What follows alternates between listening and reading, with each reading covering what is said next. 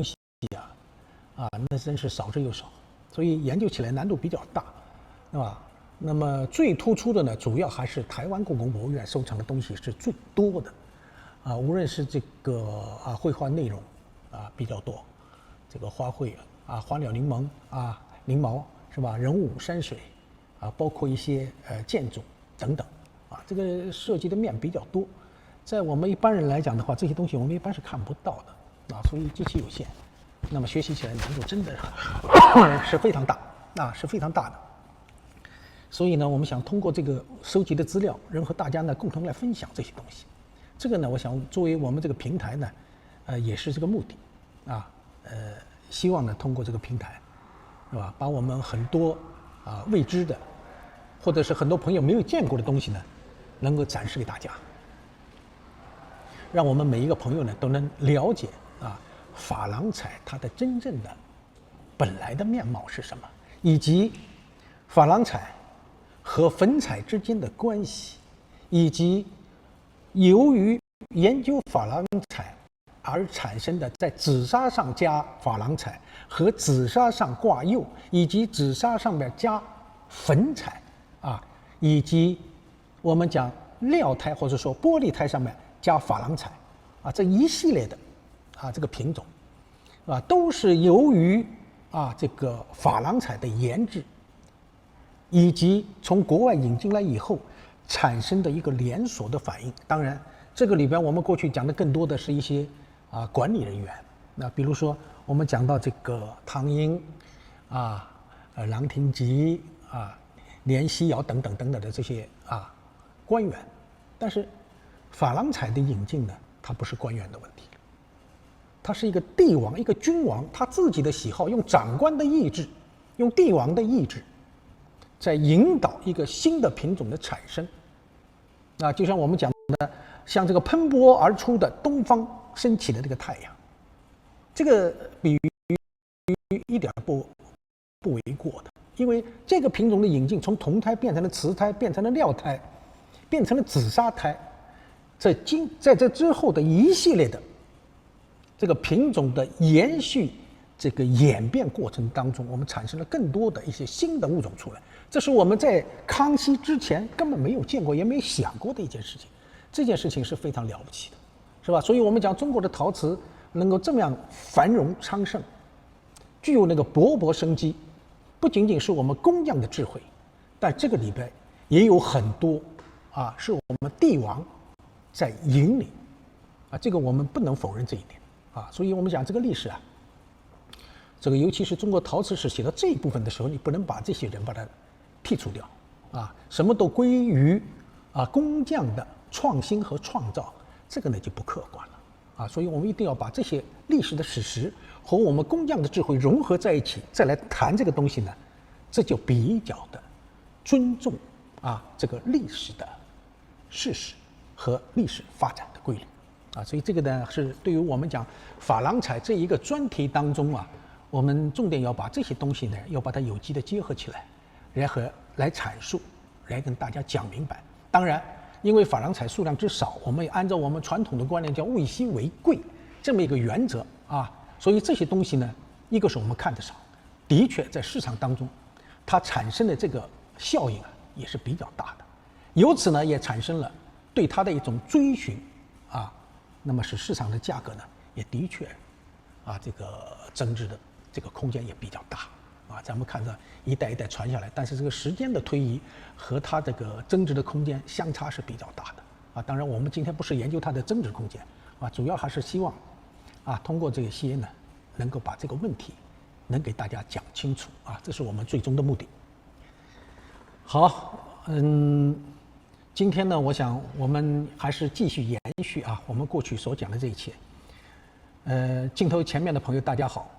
这里是易趣说，我是汤伟健。今天呢我们依然延续之前讲的中西合璧珐琅彩。那么我们之前呢给大家看了很多的图片这些图片呢有一部分呢曾经在我们的拍卖市场当中露过脸，但也有很大的一部分是不可能出现在我们拍卖市场当中的。为什么这么说呢？因为这些东西啊，都是各大博物馆他们的收藏，因为这些博物馆是不可能把它作为一个商品来流通、来销售的，所以我们只有通过这些幻灯片儿，能够有选择的去看一些当年我们制造出来的这些艺术珍品啊。那么上次我们已经给大家看了一部分，那么今天呢，我们讲把它继续把这个康熙的这一部分的这个珐琅彩尽量给大家多看一下。那么让我们镜头前的朋友呢，在看到这些东西以后呢，至少能够产生一个印象。我们谈认识吧，这个不敢说，但是呢，能够知道康熙珐琅彩里边还有这么一个品种能够增加一个记忆。希望呢，这个镜头前的朋友能把这个记忆能够把它记下来。至于说能不能吸收，能不能消化，我想按照这个术发展的规律我们去慢慢细化慢慢去把它消化掉。现在我们只能说是囫囵吞枣吧，好吧？那行，我们继续把这一部分呢先把它看完这个呢，好像我们上次已经看过了这个是很特殊的这个因为我们讲之前我们看到的那些珐琅彩当中呢，一般都没有文字的，都是以花卉为主。那难得的，或者说在这么一部分康熙的珐琅彩当中，极个别的会出现万寿长春之类的是这个吉颂语。那么这些东西呢，我们可以这样讲，毫无疑问与这个祝寿有关尤其是给康熙祝寿那么这个东西呢，也是以蓝做地这个用胭脂红和柠檬黄作为这个花卉的色彩，包括我们讲上面的这个绿色调我们再看一下，这就是它的侧面和底下用胭脂红写成康熙御制大家一定要记住，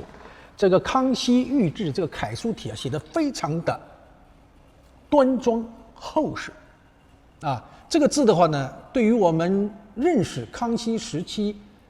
这个它的题款这个非常重要，因为有很多这个仿品，就凭这几个字我们很多仿品就甘拜下风。所以我们讲看鉴定东西的时候，我们的脑子这个计算机一定要把它充分的利用起来，一定要把它记下一定要把它记下。这个呢就是这个刚才这件东西这件东西万寿长春万寿长春这4个字包括中间的底款这个底款大家看一下，记住就好记住就好了。这是为数不多的落款的。这一件呢，那个旁边这一件呢，就是刚才的属于这一类型的。这还有一个，这是中间是个福字是鸿福齐天呢还是什么？这个因为没看到旁边的字这个我们可以以后去查询。尤其现在我们对这个开放有很多国家现在有开放了，包括美国日本这个韩国这些国家都开放了。我相信这个包括英国这些其他国家可能都相继开放。那么将来大家有机会去伦敦的大英博物馆去看一看，这2件东西就陈列在大英博物馆的储藏里边大家有机会去的时候可以顺便的看一看看一看。这个同样也是这是瑞国图刚才是花卉，这是瑞国这个大家都注意一下，这几件东西通通都是蓝做地的，而且这个蓝我在之前已经跟大家讲过，这个蓝不一定用的是古蓝，可能用的是铜做成设计的。这个和我们过去很多的一些讲法可能有点差异我们讲铜绿，这个大家一定都懂的，但是铜不能变成蓝，我在之前的很多次讲的一直都强调，大家不要错位，以为铜只能绿，铜只能红，因为氧化亚铜是红色调的，氧化铜是绿色调的那么会不会出现蓝色调？偏偏是在珐琅彩当中，它和这个硼产生了这种化学变化当然还有其他一些化学物质变成了蓝色调，这个大家一定要记住包括这个上面的绿叶有可能是用什么呢？氧化铬而不是氧化铜这个我讲这些东西呢，可能很多同志可能没一定有兴趣，但是请你记住，兴趣没兴趣我呢也没办法要求，但是这个东西作为一个知识，你一定要记住，只有在珐琅彩当中用的比较多，啊，这个常识必须要懂，不然的话，这个在外边胡说八道，这个不可以的。这件呢，好像是曾经在这个苏富比啊这个拍卖会上露过脸的啊，这个苏富比20周年纪念当中，好像应该有这一件的啊，有这一件的。这中间呢，我们叫这个绣球花啊，属于开花是属于这种样子的啊，这种样子。这是胭脂红地的啊，淡淡的粉色调。这一件呢也是比较特殊的啊，一件花卉，咱们看一下就过去了啊，看一下，上次我们看过了啊，这个都是我们看过的。咱们再重温一下啊，完了就过去了。大家注意一下这个色彩的变化，在这之前五彩的色调当中是绝对没有这些的啊，尤其是胭脂红啊，以及它这个留白边儿，然后呢，胭脂红跟白边之间的有一个色阶的过渡，这个请大家一定要注意啊。从这个时候开始，我们的珐琅彩当中，它很多的用渐变的这种方法啊。其实它对我们粉彩的影响是最大的。粉彩的出现实际上是对珐琅彩的一个延续和发展啊，但是呢，它容易普及，因为它的材料来得容易，而珐琅彩没有办法，来得太难太艰难，所以它没办法普及。包括中间这个蓝颜色啊，大家注意，这些变化都是我们在五彩当中根本没有的啊。实际上，珐琅彩已经给粉彩做了一个很好的铺垫啊，所以大家在认识这些东西的时候，不要忘记了它对粉彩的影响啊。这个是啊，这件东西的底下也是用胭脂红写的康熙御制。那么这件东西呢，最大的不同是这个地方啊，大家注意，其他地方我们都理解了，唯独是这个康熙的熙字，它中间写的是一个丞相的丞，而不是一个木字啊。这种情况在康熙御制当中，它的出现是非常少的。一般按照正常的规律来讲，它是一撇中间是一个木字，然后这边是一个己一样的啊组合成的。所以看这种东西呢，我们脑子里有一个思想准备，就是康熙时期它作为初创期，康熙的熙的写法有两种，一种是木字写法，一种是程字写法。但是程字写法相较于木字写法，它相对要少了很多很多。所以我们看到木字，然后又看到程字，但是千万不能一概而论说，哎，这个不对啊，这种说法的话呢，就显得片面啊。所以我们要做一个全面的了解，这是必须的啊。看到没有？这就把款位有意识的把它放大，让大家看得更清楚一些。你看这个就是个丞字啊，大臣啊，丞相的丞，请大家记住。好，啊，这也是一个胭脂红开光的。那么这个时候的这个开窗啊，它的变化比较多。刚才我们看到那个缠枝花卉啊，利用这个它的这种圆弧形成一个开窗，而这种呢是人为的有意识的把中间用这种梅花或者说桃花的这种形状开成5瓣，然后底边呢再添上这种淡淡的蓝彩，再画上水仙和月季花。它的空隙部位用什么呢？用这种菊花加以装饰啊。这个我们就注意看一下，康熙时期花卉为主啊。你看这又是它的另外一个面，这个是什么？木槿棉啊，木槿花啊，木槿花。这个大家看一下，这可不是牡丹花啊，这个不是牡丹花。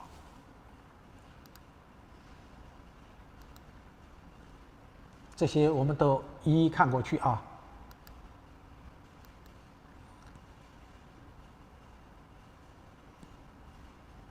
大家注意一下这个款的写法，看见没有？这个程字的写法就不像刚才那个特别的明显，这个写的呢就有点像木字的感觉，啊，这两者之间，所以我们看这些东西的时候要综合起来看，啊，不仅仅是看款本身，也要和外边的整体的纹饰的布局、色彩的配备以及用的什么材料，啊，把它结合起来看，对它加以判断。这是对康熙时期啊，我特别强调，这是对康熙时期的珐琅彩啊，对它的认识和判断一定要综合起来啊，结合起来看。这就是你看刚才的款和现在的款还是不一样，看见没有？这个有点像木了，它如果拉下平直的话，这就是个木字，但是略微拐了一个小弯儿啊，给你有一种似是而非的感觉。这个在康熙时期是有的啊，好像似乎是一个转变的过程。所以我们在看款的时候啊，把它作为一个参考啊，把它作为一个参考。这同样也是和刚才类似啊，这是里边就画的是梅花了啊，梅花和月季花啊。那么这个花卉跟那个呢有一点点的相似，这个是最典型的四季花卉，梅花、荷花，这边是牡丹花，这边是菊花啊，这是典型的四季花卉啊。这个纹饰呢，在我们青花当中也有展示的啊。那么，所以我们讲这个东西呢，它已经完全摆脱了西洋绘画的那个影响啊。除了我们讲材料是用的西洋的材料，它里边啊多多少少带一点点，你看中间这个间隔这个部分呢，多少还有一点点这个西洋化的这种意味在里边，但整体的风格是中国最传统的这种绘画风格，也是康熙帝他所希望的啊，这希望的。中间这个画呢，有点像什么呢？它不是像这个有些人讲叫玉兰花，其实不是，这可能是萱草啊，萱草啊，这个大家注意一下啊，这个同样也是和刚才那个非常相似啊，非常相似，也是四季花卉的。那么像这种东西呢，我们在拍卖场上曾经见到过啊，我们也曾经经手过。我们把这种大家都知道，这叫胭脂水啊，胭脂水。那么这一类的东西，它作为一个单色釉啊，低温单色釉，我特别强调一下，因为我们讲到釉的时候，经常会把它讲到与高温把它联系起来。那么如果我们前面加个低温的话，这个问题就迎刃而解了啊。这个说话呢要相对专业一些。那么像这一类的东西啊，我们看一下这个胭脂水，我们雍正胭脂水做的最漂亮，但是康熙有没有呢？我们今天看这一对，它是带款的啊，带款的。大清康熙年制，东西对不对呢？对的啊。那么回过头来，我们再讲这个胭脂水归不归于珐琅呢？按照这种逻辑来讲的话，它应该归珐琅彩的，只不过它不是纹饰，只不过是一层单色的低温釉。那么对于这种问题呢，尽管我们讲在市场当中也是受到大家欢迎和追捧的，但是它在市场上的价格却不如刚才我们看到的那些东西啊，往往那些价格就比它要高的很多很多。这一对呢，因为我们自己是经过手的啊，这个价格之间差了很大啊。但是我们在这儿要强调的不是价格，而是对这个釉色对它的认识啊。这个材料应该是归谁呢？归属到哪个地方呢？应该归属到珐琅彩啊，因为这个时候没有粉彩啊，你把它归哪儿去啊？是吧？我们虽然讲康熙晚期有珐琅彩了，但是这个胭脂水它不是底下是铺的这个玻璃白的，是吧？釉很薄，很细腻，很光洁，这完全属于珐琅彩系列的啊。那么也有人讲，那你刚才我们看到的珐琅彩都是用这个蓝料彩或者是胭脂红啊这种作为底款的，那么而且呢都是用玉制的。那么你这个是大清康熙年制，是不是御窑呢？是御窑，但是和那个比起来，似乎那个是在清宫里烧的，而这个好像不太像啊。那么关于这个问题的话呢，我现在还无可奉告，因为什么原因呢？因为对这个问题的这个调查还没深入到这一步。但是就这件东西本身来讲的话呢，它应该还是归属于御窑的东西啊，它不是一般民窑所能做到的，因为这个材料民窑当中是没有的。啊，这个所以我在这儿呢要专门强调一下，强调一下。好，这一件呢就比较特殊啊。那么这件东西呢，它的表面用的是什么彩呢？用的是金彩。我们知道这个用金彩，康熙时期已经开始用了，不仅仅是我们讲御窑里边用，民间药力也用，比如说五彩荷塘翠鸟菇，这个呢，我想我们故宫博物院这个出版的那个图录当中，每次都会有这么一件东西，这个菇里边是荷塘月色荷塘那个开的那个荷花有一只翠鸟，但是大家要注意里边的纹饰当中采用了描金。那么御药堂既然名药当中能够用描金来装饰的话，那么官窑当中出现描金来装饰，这也就不奇怪了那么在名窑当中，那对那件东西是肯定是非常重视的，因为它才会用描金。那么官窑当中用描金就非常正常非常正常。这一件也是我们看诸多的珐琅彩器物当中非常难得见到的，用金做地，然后呢缠枝花卉这个是非常难得的一件东西这个是牡丹花大家注意一下这个牡丹花，这个花的叶子呀，这个我们在看了这么多的器物以后呢，大家都要总结一下，这个里边呢有很多东西传统的东西我想已经非常开门见山了，但是里边多多少少还是留有一些西洋的这种绘画对它的影响。比如说这个花的叶子，我们现在市场当中很多人对乾隆晚期的一些这个现在叫洋彩了，大家都喜欢叫洋彩，不叫粉彩了，里边有一些绘画这个花卉的这个花瓣也好，这个缠枝花卉的叶子也好，它都属于那种变体的，把这种东西我们都习惯的把它叫洋彩的。其实这种东西的出现，你看珐琅彩里边已经有了并不是乾隆时期才有的，所以我们要记住这个问题，这个当中的延续过程。我们今后在介绍这个粉彩或者说洋彩的时候谈到这一部分，我们一定不要忘记它的源头在珐琅彩当中，这是珐琅彩对这个粉彩或者洋彩的影响。所以这个事情它不是孤立的，它是有源头的它只不过是一个传承绝不是一个创新。这个我们要头脑要清楚我们以后在写案头的时候这个一定要把这些问题要把它理顺讲清楚。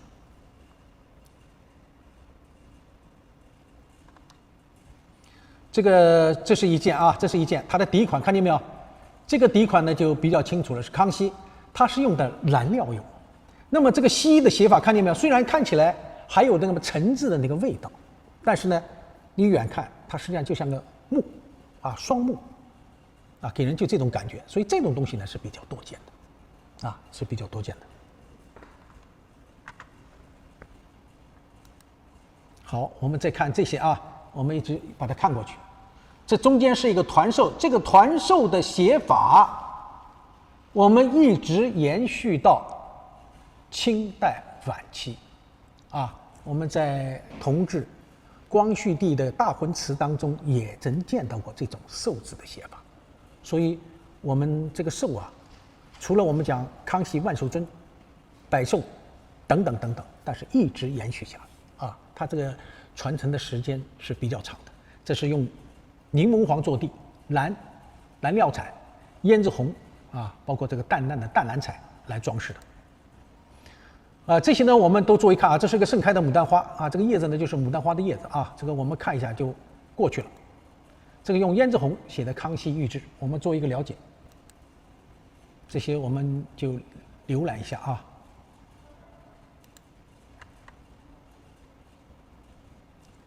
这个画的很多很多种，咱们都了解一下。这是一个茶园这是一个茶园，这个就是画的是荷塘了，荷塘里边的荷花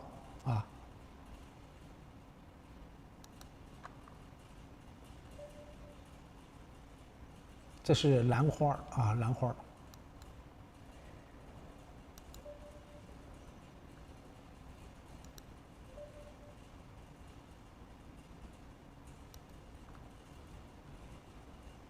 我们看这个这个柠檬黄地的这个上面的这个花卉的画法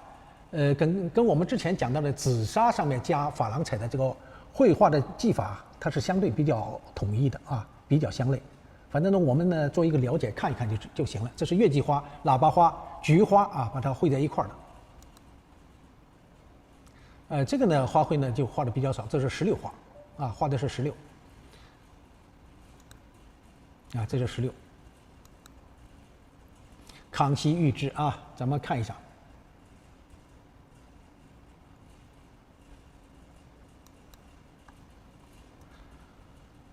这个呢，也是我们在同时期的铜胎画珐琅上曾经出现过这种纹饰啊，也出现过这种纹饰。所以同时代呢，它不仅仅是铜胎画，瓷胎也有啊，瓷胎也有。好了，我们基本上看了这么多啊，差不多了。我来看看啊，还有一些什么？哦，这个呢要给大家看一下的啊，这个要给大家看一下啊，我们叫大红。啊，大红皇帝这个木槿花，这是它的几个开窗啊层次的写法啊，大家注意一下就好了。关键是这个问题，这个呢，很多朋友在拍卖市场当中见到过啊，都见到过。那么这叫九丘图，珊瑚红地啊，九丘图。那么这个问题来了，这一类的东西啊，那么我们后来呢，基本上把它叫为粉彩。但是在当时的这种东西，它的花卉和使用的色彩，其实就是珐琅彩啊。那个时候没有这个粉彩。你看落款也落得非常有意思，凡是九丘图的底下落的都是青花款，康熙御制啊，这个特别要注意啊，我们特别要注意，这个是个很特殊的一个情况。之前我们都讲这个红料彩、蓝料彩。唯独珊瑚红地九丘图是双方框青花四字款啊，这个是非常特殊的一个情况，而且它落款的几个字也是按照我们看到的这个御制写法写的啊，写的也是非常规整，只不过它不是料彩，用的是青花啊，你看这都是属于这种情况。全部是属于这一类的东西，啊，全部属于这一类的东西。好的，有朋友讲落款，其中之一啊，是其中之一鉴定，珐琅彩有老化痕迹，要综合鉴定法，因为清三代的官窑器是很多的，没有见过的也很多。这话说得很对啊，这个没错，这话说得对啊，我们有朋友这么提出来，对的。因为我们现在就讲的这个一个专题，所以我们尽量的还是围绕着这个东西来阐述。你看这个就是樊宏帝的啊，底下落的就是康熙御制啊，这个呢是我们所见到的这个清代康熙时期珐琅彩当中比较特殊的一个品种啊，唯独在这种珊瑚红地的九丘图上边用这种青花啊，这个就特别的有意思啊！我也希望大家呢能够多多的关照这一类东西啊，关注它啊，因为这种东西呢，在市场当中我们还是能见到的，所以这个也是值得我们镜头前的诸位朋友啊，去认真观察，进行研究啊，我们慢慢的来探讨这个问题啊，慢慢来探讨这个问题。这个是胭脂红地的啊，胭脂红地的这个花卉。啊，这个我们就看一下就完了，因为基本上都是以花卉为主啊，花卉为主。刚才我们有朋友讲到这个问题啊，有老化的现象。那么这些老化的现象呢，我们底下就会讲到这个问题啊。我们看了这么多，也看了已经算不少了啊。我们不能光看图片了，我们还得继续往下讲。那么这个之前呢，我们上次讲到过，因为在康熙59年，这个我们这个瓷胎画珐琅烧制成功。了却了康熙帝执着坚持将近30年的夙愿，并且在这个招待罗马教皇克莱蒙的特使加入的盛大宴会上，向在座的所有嘉宾展示了这个几件瓷胎花珐琅的东西。我不知道我们刚才看的里面有没有啊，这个就不知道了。那么这种东西呢，就最大的特点就是它既有铜胎画珐琅的这种端庄秀丽，又有瓷器清雅明丽的风采。那么这个特点就是瓷胎画珐琅的特点。那么所以使在座的宾客赞叹不已啊！这是我们讲这个烧制成功啊与康熙帝本人有直接的关系。另外一个就是在档案当中啊，清宫档案当中还记载，雍正3年，公元1724年，皇帝赐给暹罗国王各色官窑瓷器共146件，啊，就是雍正帝啊，在雍正3年曾经这个赏赐给暹罗国，我们知道暹罗是谁啊？泰国，啊，就是我们现在的泰国，146件瓷器，其中只有1件是珐琅器，可想而知啊，这个珐琅彩瓷，我们讲康熙帝花了几十年的时间，总算做成了。到了雍正帝，它依然是非常珍贵的。所以，那么多东西当中，只有1件，啊，赏赐给了泰国的这个国王，啊，泰国国王。而内廷大臣当中，只有年羹尧在多次恳请之下，才赐给他1、2件。你想想，年羹尧是谁呀？年羹尧可是说到底一句话，这个雍正帝是他的妹夫，是这么一层关系，而且他又是这个我们讲清朝前期啊政治军事人物，四川的总督、川陕总督、抚远大将军、太保1等功，这种身价的话，大概在清政府当中，皇帝之下了，一人之下，万人之上，这么一个人物，恳请赏赐，也勉强答应给他1、2件。你可想而知，包括雍正帝对这个珐琅彩的喜好，也可见一斑，对吧？可见一斑。那么到了乾隆皇帝啊，他甚至到了什么程度呢？赐谕旨啊，乾隆帝有谕旨，庶民不得一窥，就是老百姓不可以看，不得一看啊，一窥啊，偷窥一窥。由此可知，珐琅彩器以瓷胎画珐琅最为名贵，乃御用器，从不赏赐给王公大臣的说法是有一定根据的。所以我们在欣赏啊，在看这些东西的时候，也要知道，在当时代啊，我们的帝王对他这种喜好可见一斑。你想想，这个乾隆帝啊，是最过分的，老百姓连偷看一眼都不行，就到这种程度啊，可想而知，我们这个珐琅彩在当时啊，在宫廷的地位是多高。那么从目前海内外各大的博物馆，包括博物院啊，这个收藏的康熙时期的这种珐琅彩器啊，大概也只有几十件，有些人统计大概有80件，啊，我们不去具体讲它多少件，但是几十件是有的，啊，几十件是有的，而且呢，基本上都以小器为主。刚才我们看了那么多，啊，基本上都是碗、盘，啊，以这些为主。另外呢，就是刚才我们讲的像茶杯啊、茶园，包括还有盒、瓶，啊，那么还有硬盒，啊，还包括壶，啊，壶嘛就是茶壶了，啊，其中呢主要以碗为主，而碗当中呢也是以钱碗为主，啊，刚才我们看了这么多，啊，钱碗的数量是最多的，啊，这个呢就是我们在认知康熙珐琅彩的时候呢，我们脑子里有一个概念，啊，有这么一个概念，啊，康熙时期东西不多，啊，因为它生产真正成功以后的时间非常的短，也就这么几年的时间，啊，传世下来的东西也只有几十件，基本上以这些器型为主。那么康熙珐琅彩的基本色彩，刚才我给大家看了那么多，是吧？胭脂红地的、柠檬黄地的、豆绿的、酱紫的、蓝的、白的，啊，还有那种血青色的，啊，等等吧。由于呢，它毕竟是一个初创期，所以所有的工艺技法都是以铜胎画珐琅作为参照物。这个是我们清康熙时期啊，在创制这些东西的时候，它是有参照物的啊，它的参照物就是以铜胎画珐琅为主。所以我们看到那些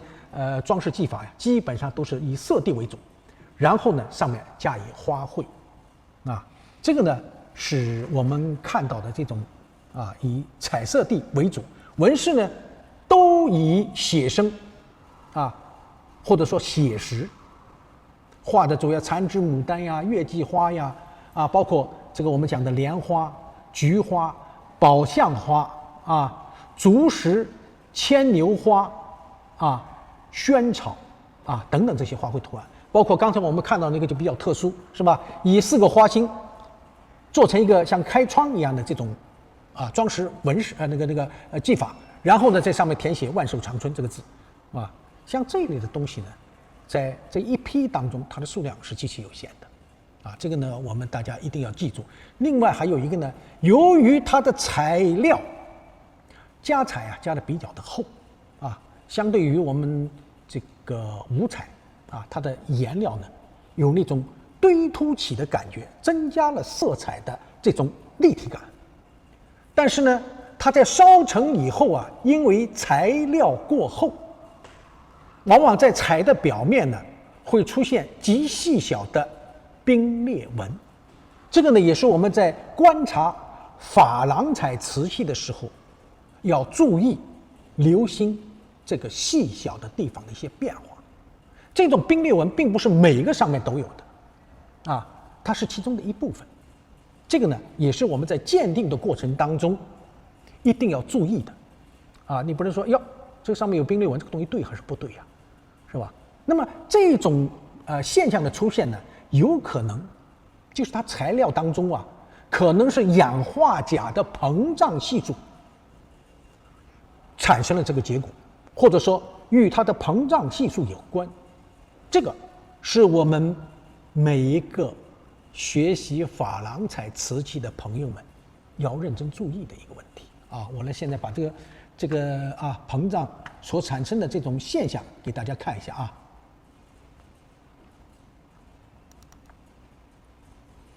我们看见没有？这是一个碗底双圈6字大明弘治年制，这个呢是个寄托款。大家注意旁边的这个4个角了没有？这个4个角看见没有？这个4个角上面都有冰裂纹。这个冰裂纹的现象就是刚才我讲的，由于它的彩堆得比较厚，那么在烧制的过程当中，有可能是材料当中这个氧化钾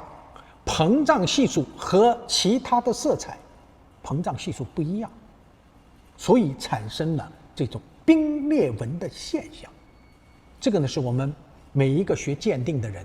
要注意的一个细节大家注意一下认真注意我讲的这个4个角上面都有冰裂纹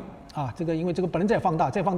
我们就看不见了因为它只有这一小部分。这件东西是什么呢？我来给大家看一下它整体的这个碗的整个造型就是这件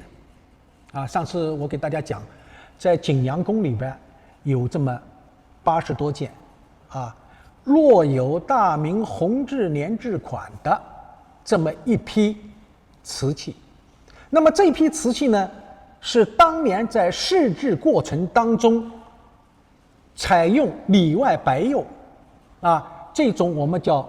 白釉碗素釉碗，在上面试制加珐琅彩，在这个上面由于彩比较厚，然后出现了这个现象。这个现象呢在康熙时期的珐琅彩当中，在其他的碗当中也曾产生过这种现象。所以我们在这儿呢就特别的跟我们的朋友们把这个问题交代清楚这些细节因为我们没有实物来说明，只是用嘴这么轻描淡写的这么一讲很难搞清楚。这件东西呢我们也应该肯定的说这也是珐琅彩，只不过它是试制阶段用珐琅彩制作而成的，没有得到康熙帝认可的这么一类东西但是也是珐琅彩这个请大家要注意一下。而且我也特别在这里要强调一下，这是试制过程当中的作品不能算成功，但是烧出来已经很不错了烧出来已经很不错了。这个就是它的底，看见没有？这就是冰裂纹我们特别要强调一下。那么有朋友讲有些彩有冰裂纹，有些彩没有冰裂纹，对的，因为这个与它这个色彩这个材料的这个化学元素的配比是有直接关系的。另外一个就是烧造温度，因为它是一个低温的，通过炉烘烤的，这个烧造的温度和烘烤的时间也决定了彩所出现的一些现象，比如说颜色，烘烤时间长了会发生变化，烘烤时间不够，没有达到饱和，或者是烘烤的这个没达到具体要求，会产生一些冰裂纹的现象。那么在这儿呢，我也特别要强调我们镜头前的朋友，大家有没有注意过康熙五彩当中也有冰裂纹？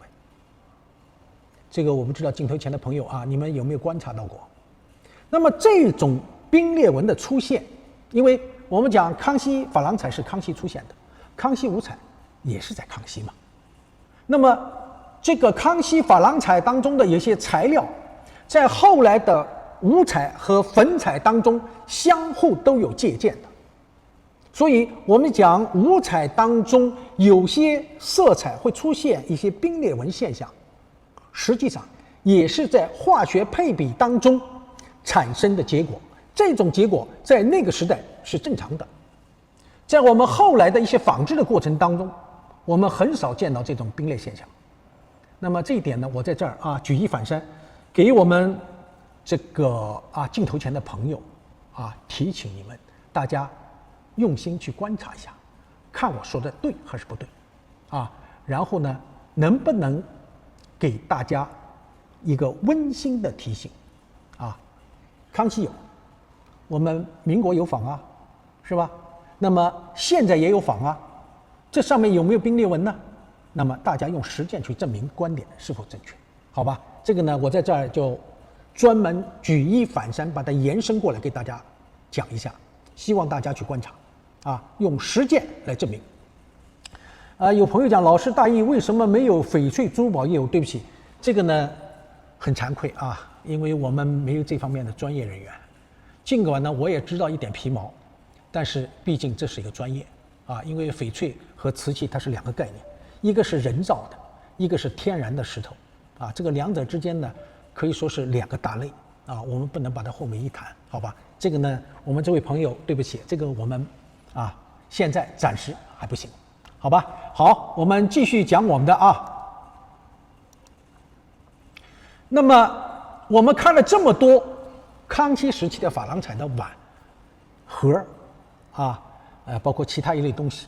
总的一个感觉是什么呢？这个时期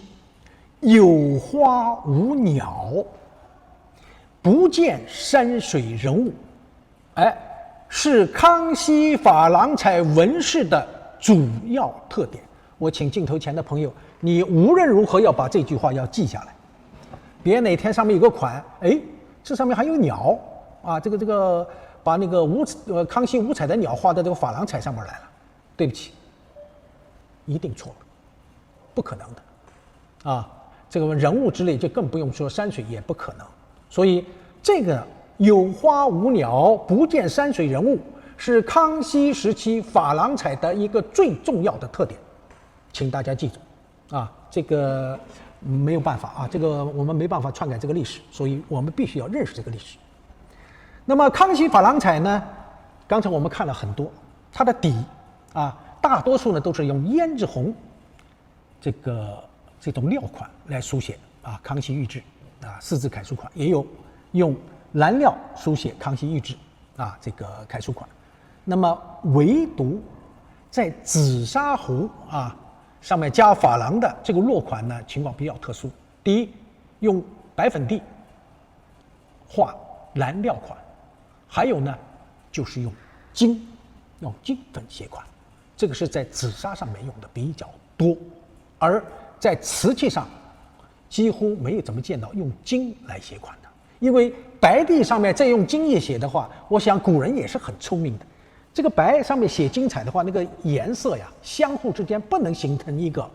陪衬的作用不能起到一个画龙点睛的作用，倒反而使金彩显得根本就没有那么华丽，啊，有的时候给人一种感觉就是画蛇添足了，反而得不偿失。所以我们讲在深颜色上面用金，相得益彰，白颜色上面反而把这个金的颜色暗淡了。所以我们看到的诸多的这个瓷器当中，没有看到用金来落款的啊，这是我想呢，请我们镜头前的朋友啊一定要记住。那么四字款安排在双方框或双圈内，这个我们要有这个概念啊。当然也有四字两行没有款的啊，就是没有框的，有没有？有。我们上次在看这个啊，康熙时期画珐琅的这些器物上面有不带框的，啊，有不带框的。那么以及呢，就是暗刻的，啊，暗刻的四字两行带单方框的。啊，这是在那个瓶上面、沙底上面专门刻的这个款。那么这种呢，基本上它的落款的形式啊，大概应该就是这么多。啊，这是康熙时期的这么一个特点。另外呢，就是前面我一直在强调的，就是康熙落款、康熙御制的西字，它是很有个性的。早期有西字当中这个诚字的写法，啊，那么但是数量不多。还有一个呢，就是木字比较多。那这个呢，也请大家呢一定要注意这个问题啊，因为整体的康熙这个落款的形式是楷书字体，疏密适中啊。那么然后呢，结构呢比较的严谨，笔法比较的幽静，就是很有力度啊，不是像一般人。所以我们讲到后来啊，我们这个包括雍正帝啊，特别喜欢书法家戴麟的作品，落款都要落他的字。同样，康熙时期也有一些书法家，啊，用他们的书法来写款。所以我们讲为什么这个啊，我们这个珐琅座呀，要放到这个造办处来？造办处可以统一的协调，啊，把鲁艺馆里边的一些工匠、画师，啊，包括宫廷的画师都可以把它调来，用他们的专业技法。用在我们瓷器上，啊，这种情况在我们所有的其他门类的瓷器上是不多见的。所以从康熙到乾隆，这个清代早期这个三朝，通通都是书画家来绘画和落款的，所以它的款写法和我们御窑厂的工匠或者这个写款的这些师傅们相比较而言，很显然要胜于一筹不止，啊，这个呢就是我们所有的啊学珐琅彩鉴定的啊我们这些朋友们，包括我们的研究人员，一定要了解这个历史的背景。这样的话，你才能理解哦，原来他这个有道理。你看康熙御制这几个字写得多漂亮，是吧？雍正御制的你写得多好看，原因在哪儿？它不是一般工匠写的。啊，这些都是我们现在讲起来大师写的，啊，都是这些人物写东西。你想想，怎么可以比拟呢？啊，这个就是我们一定要了解这个历史，这样的话我们才不至于啊说的都是外行话。因为我见到搞了几十年啊，碰到很多朋友啊跑来啊，汤老师，我这有一个珐琅彩，你帮我看看啊。且不说他画的怎么样，你把那个款翻过来一看，就完全不是那么回事儿。就凭这一点，这个上面就不用再看了，对吧？一定不对的，啊，所以我们讲学陶瓷鉴定，不仅仅说是啊我认识它就好了，你认识这个里边还有1、2、3、4、5、6呢，对吧？但是如果我们对材料的运用，啊，纹饰的绘画，底款的写法，能够做一个全面的了解，有的时候举一反三，一件事情可能就其一点，可能就把它否掉了。我在上海碰到过这么一个事儿啊，弄得我也很尴尬。啊，一个说是美国来的，啊，一位朋友，曾经花了很大的价钱，啊，买了一个珐琅彩的碗。他说他在美国，人家美国人花了很长时间研究过来研究过去，用仪器，啊，这个测啊，又有一帮人在研究，然后说这个东西是对的。那么当然，这个人呢拿来呢。不知是为了捧场呢，还是为了什么？因为当时正好是搞活动，请我去，是吧？把这个东西就拿来了。拿来以后呢，拿了几件，其实没有一件是对的。那么这个东西呢，就是按照我们现在的这种鉴定方法啊，依靠我们自己掌握的这些专业知识，东西一拿出来就知道它是怎么回事，是吧？拿在手上呢，当然我也是看看人家挺认真嘛，那我们也认真的稍微看一看。没想到大光起火，认为你等于你们根本就不负责任，我在美国怎么样怎么样怎么样，而你在看了一会儿就说这个东西不对，你凭什么，懂吗？这个事儿弄得我也挺尴尬的。我跟他说什么呢？一看这就是个外行。再一个呢，他一个起码的道理都不懂。一个医生看病的时候，这个病人是常见病，他一来一讲情况，马上就可以得出结论了。这个道理他都不懂。其实我们日常生活当中很多道理是相通的，这是一种普遍真理。不懂，就是因为你拿了东西给他看了，没有像那种仪器探测，又是研究过来研究过去，所以对他是不负责任的。他认为你们这些人都不懂的，都是来骗人的，懂吧？后来我说你自己把它好好留着，是吧？你认为好的话呢，我希望你能够把它长期保存下去，也不要花这么大的火，没有价值，懂吧？这个非常生气的走了。我也碰到这么个事，弄得很尴尬，是吧？所以呢，我也是希望这个我们镜头前的朋友在我们相互交流的过程当中呢，也是希望能够掌握更多的知识，在今后生活当中或者在我们的实践过程当中，也可能会碰到很多这样的事情。但是当你有了这知识以后，有些问题是可以迎刃而解的，像他们这种呢，因为不懂产生的这个义愤气愤这个也正常，没什么大惊小怪的但是有什么办法呢？你跟他讲不清楚的讲不清楚的。好，我们不去讲这些不愉快的事因为对于无知来讲它是无谓的，你没办法再去深究它，我们就不去管它了。好，我们讲到康熙的这一部分呢，基本上就是我前面讲的这一段对于整个的这个它的发展和演变的过程，在康熙61年当中实际上真正在制作的是在康熙27年以后的事情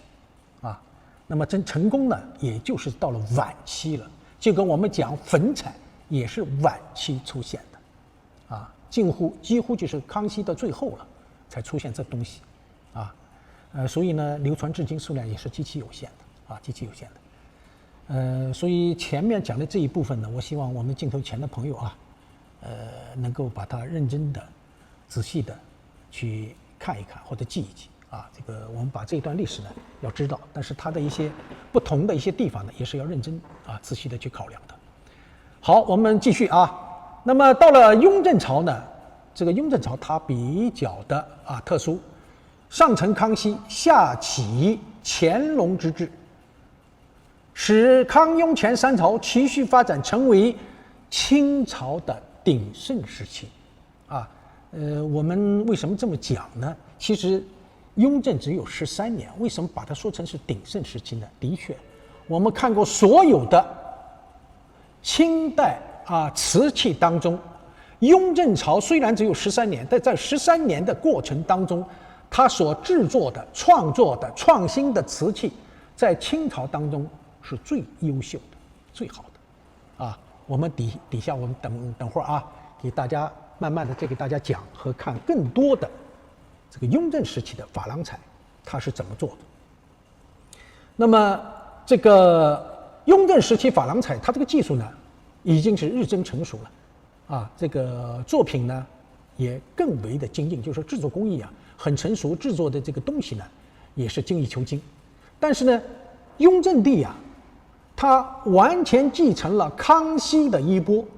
同样对珐琅彩瓷的爱好和热情他完全不比康熙帝的这种热情低。你想，我们讲康熙执着30年了却夙愿，那么雍正帝呢继续他完全是继承了，而且呢很多的地方是有过之而无不及，我们是这么评价的为什么这么评价呢？第一，它不仅仅是加强巡视和督查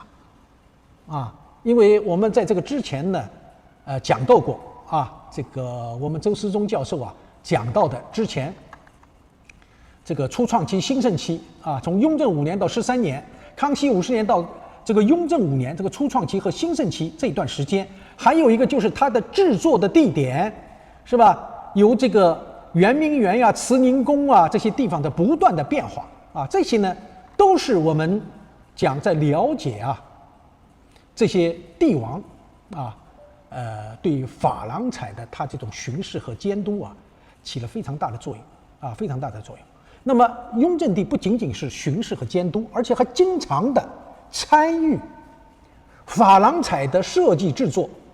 并且对使用的原料、绘画的图案，包括器物的造型、尺寸的大小、高矮，都要一一过问。